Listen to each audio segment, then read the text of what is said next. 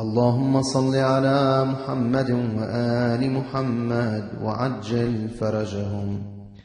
يا علي يا عظيم يا غفور يا رحيم، أنت الرب العظيم الذي ليس كمثله شيء، وهو السميع البصير.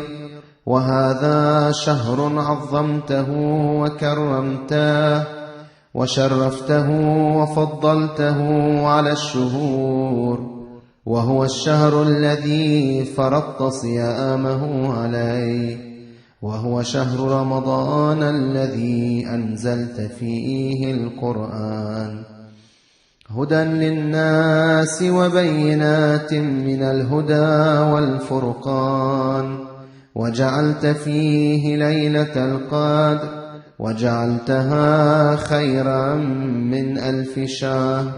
فيا ذا المن ولا يمن عليك، من علي بفكاك رقبتي من النار، في من تمن عليه، وأدخلني الجنة برحمتك يا أرحم الراحمين. وصلى الله على سيدنا ونبينا محمد وآله الطيبين الطاهرين.